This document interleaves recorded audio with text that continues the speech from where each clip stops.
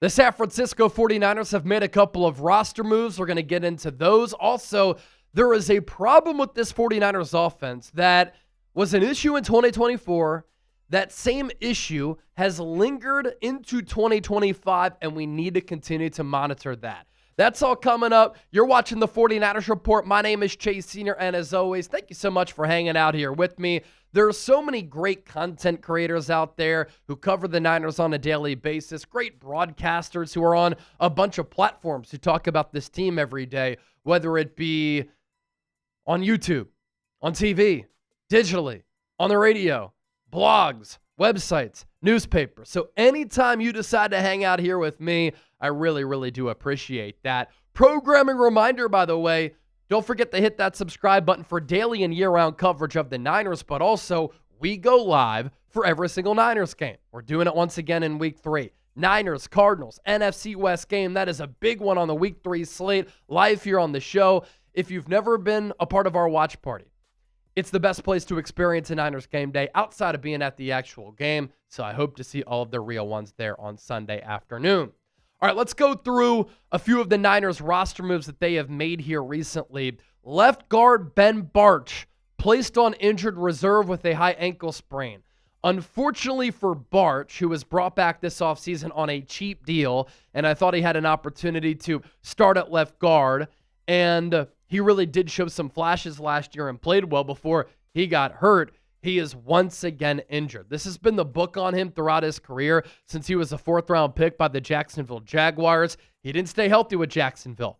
Hasn't stayed healthy with San Francisco. And clearly the Niners had similar plans to what I envisioned for Bartch, because going into the year they had him listed and he lined up with the first-string offense at left guard. But the injury history, it is long, and it's even longer than this. These are just injuries that have kept him out for a very long time, putting him on IR and ending his seasons. He's been banged up with a variety of injuries also on top of this. In 2022, Week 5, dislocated his knee with Jacksonville, placed on injured reserve. Last year for San Francisco when he filled in for Aaron Banks, high ankle sprain, went on IR. And then Week 2 against the Saints, high ankle sprain, and he's been placed on injured reserve. Throughout the spring for the Niners, throughout the summer, training camp, preseason, even to start the year, he has been hurt, and it just looks as though Ben Bartch is a very injury-prone player.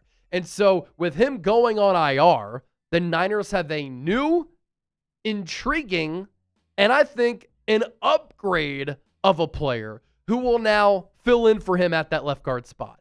And it is Colby, the 7th-round pick out of Iowa, who in the run game is very familiar with what San Francisco likes to do with this outside zone under Kyle Shanahan, because Iowa did a lot of outside zone.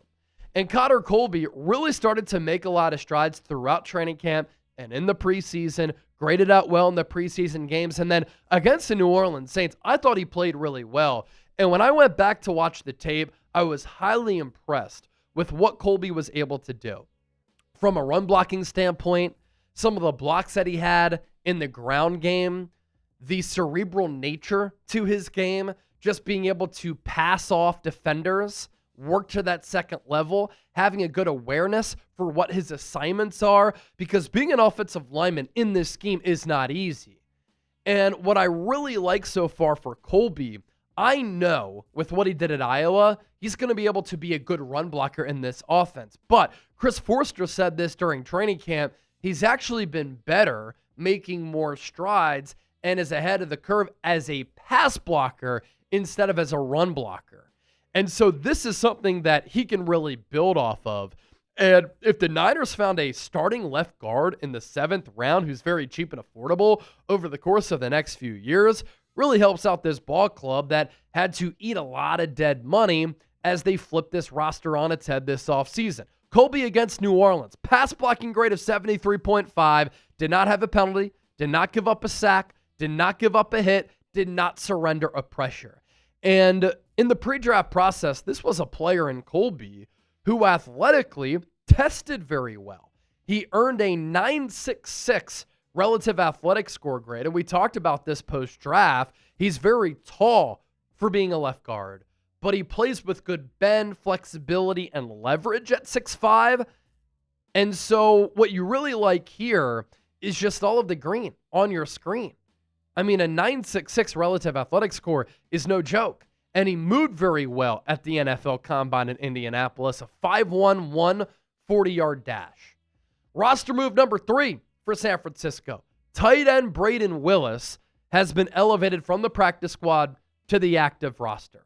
He was a game day elevation for the Saints game, but with George Kittle on injured reserve, obviously the Niners need another tight end because of all of the 12 personnel and 21 personnel sets that they run. And so Brayden Willis, for the foreseeable future until Kittle comes back, will be the third tight end behind Luke Farrell and behind Jake Tonches. Willis, a 7th-round pick out of Oklahoma in the 2023 draft, the 2023 draft that wasn't a good one for San Francisco, which is why the Niners really had to hit on the draft classes in 2024 and 2025. Willis does have a lot of versatility as far as his role. He could play tight end, he could play H-back, he can play fullback, and he can contribute on special teams as well. He was targeted once by Mac Jones against the Saints. It was a throw toward the sideline that was too inside. It got tipped up, and Mac Jones was lucky that pass didn't get intercepted.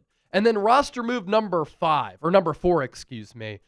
the Niners have signed offensive lineman Brandon Parker to the practice squad. He is back with San Francisco. He was a part of this team in 2024. The Niners did work him out earlier this week. We talked about this on the show. He was one of the workouts among 5 offensive linemen who worked out for the Niners. And usually when San Francisco does that, at least this year, because of all of the injuries that they've had, especially in the lead up to the year, it usually signifies that a signing is coming, either to the practice squad or the active roster. And so Parker added to the taxi squad. 6'8", 320, really good size. 2018 third-round pick by the Las Vegas Raiders. He's never quite lived up to where he was drafted, unfortunately for him, but he does have a lot of experience. 59 games, 33 starts. He was with the Niners in 2024, and he's 29 years old. Just some offensive line depth for San Francisco here. So those are the roster moves that the Niners have made. Still to come here on the show, there is a 49ers problem, which was an issue last year, that has so far been a problem, and we have to continue to monitor that. But I'm also going to explain why this problem might be solved soon. You don't want to miss that. Continue to hang out here with us, and why would you go anywhere else? We're talking Niners here on the show. I do want to plug this deal, thanks to our friends at Fanatics, though. These Rivalry jerseys and Rivalry merchandise, they were released a couple of weeks ago. I frankly like them. The saloon font, Niners going to wear this Week 18 against the Seattle Seahawks. You can get these Rivalry jerseys now. Now, these black jerseys were debuted a few years ago when the Niners were bad. I think it was in 2018, Kyle Shanahan's second year. I really like the new iteration of these jerseys, and I know some opinions have been up and down, but you can get these jerseys and Rivalry merch now at chatsports.com/49rivalry. There's some really good deals as well. Jerseys, hats, Nike shirts. Get your gear now. Hoodies as well. You can find it all if you use our exclusive link, chatsports.com/49rivalry, and you can get some discounts on some of these items if you use our link, thanks to our friends at Fanatics. Once again, it's chatsports.com/49rivalry. All right, let's get to this. A problem to monitor for San Francisco. The 49ers in 2024 really struggled offensively in the red zone.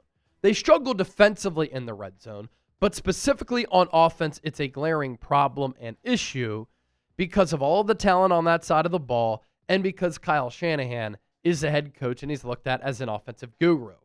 And the Niners' red zone woes last year were an issue partially because they played so many close games, so many one-possession games. Jake Moody missed so many field goals. And so if San Francisco could have finished drives with touchdowns instead of field goals, their 6-11 record would have been a lot better. In 2024, the Niners' red zone touchdown scoring percentage, which means anytime a team gets inside the 20, how often are they scoring a touchdown? It was 57.1%. That was 14th in the NFL, about middle of the pack. While through 2 games this year, San Francisco is 4 of 7 in the red zone, Funny enough, the red zone touchdown scoring percentage, the exact same number at 57.1%. Among the 32 teams, that actually ranks worse than it did last year. Last year, 14th. This year to start, 17th. But I do think that number will improve, and I think that number should improve. First of all, this Niners offensive line has been better to start the year this year than it was last year. San Francisco also to start this year has won 2 different games on the road with 2 different quarterbacks. Once you get more continuity, I think it helps out, especially in the red zone, because the field gets condensed and offenses are easier to defend because defenses don't have to defend as much grass, right? Also on top of that, George Kittle is going to come back once he comes off of IR with that hamstring injury. The only red zone drive that he was a part of was a touchdown against Seattle. So he's a great red zone threat for this Niners offense. Brandon Ayuk is going to come back, and there continues to be more videos of Brandon Ayuk working out. He's really starting to run well. And so once he comes back, he should only help out this Niners red zone attack because he is such a good route runner where he's able to beat a lot of press man and closely contested coverage with his footwork and with his ability to win one-on-ones. And when you have players like Kittle and Ayuk as added complements to a healthy Christian McCaffrey, with an offensive line playing well, with more continuity at quarterback, with Jawan Jennings also on the field, Ricky Pearsall, who like Ayuk, can win with short area quickness, wiggle, and route running, I think this Niners red zone offense is going to get better and improve upon that 57.1% mark. But if it continues to linger, something that we have to keep in mind. Don't forget to give me a follow on X and Instagram, by the way. If you like what I do here on YouTube, I'm always talking Niners in short form on my social media pages, so give me a follow over there. We continue to reach millions and millions of people here on YouTube and on social media.